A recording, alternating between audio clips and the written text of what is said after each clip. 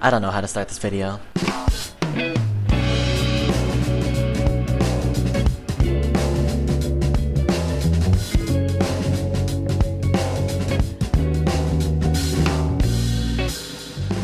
I think we can all agree that high school has been a very eventful journey. We got here 2022, fresh off the COVID pandemic, when we were just a bunch of kids learning to live their life again. It was scary. We only returned to in-school learning around the middle of 8th grade, and all of a sudden, we were in an entirely new school, a far bigger one with well over twice the amount of people. Adjusting to that after being stuck at home for 2 years could be a lot to handle. It was a ton of change, and people reacted to it in different ways. People react to change in different ways. It's such a prevalent thing in life that we all come to our own conclusions about, yet we're never really used to it. Sometimes you don't notice it happening, other times it's the only thing you can notice. Changes you might think are bad may end up being good, and vice versa. You can't expect to make the best decision in the face of change every time. It could be gradual change, an immediate one, multiple at the same time. There's no limit to what or how many things can change and the time it takes to happen. It's what I call the tension of opposites. The tension of... Opposites.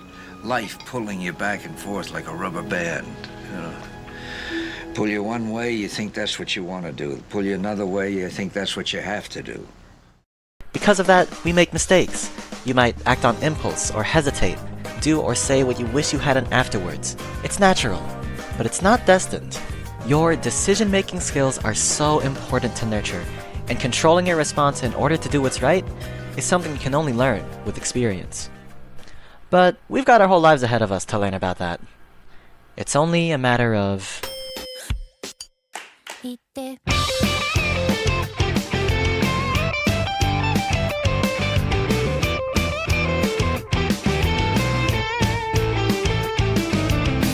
4 years is a lot of time, but how we perceive that time varies from person to person.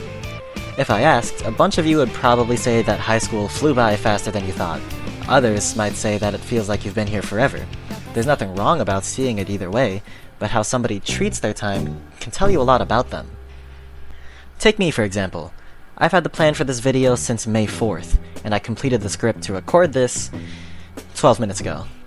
That tells you that, for one, I'm a horrible procrastinator, but also, it tells you that we give time different values.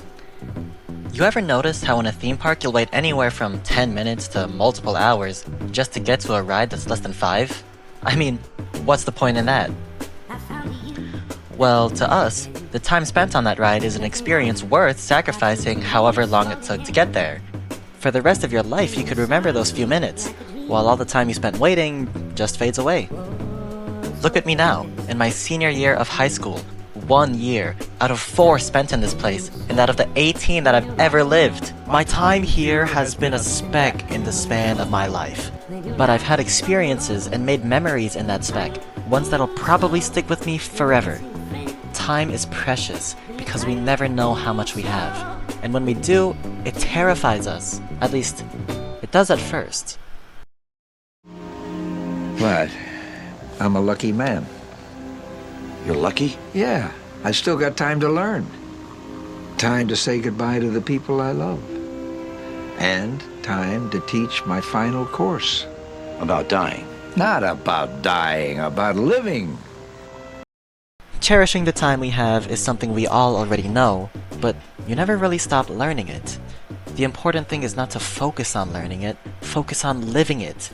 The lesson will reach you through living it. So chase that time. Spend it doing what you want, with those you love, creating memories worth the sacrifices you make every day. Because time is the most valuable thing we have, except for...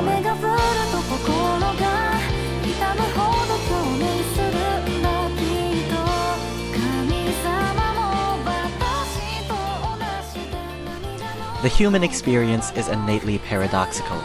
Such complicated beings, full of thoughts that nothing else can think. We're walking contradictions, simple-minded yet absurdly complex. Humans are near impossible to comprehend, yet all we do is hope to understand each other. Isn't that fascinating? We're designed to be social, to feel each other, to need each other. It's something that we reject sometimes in the name of shame or independence, but denying yourself of vulnerability will only make you more vulnerable. When we're infants, we need others to survive.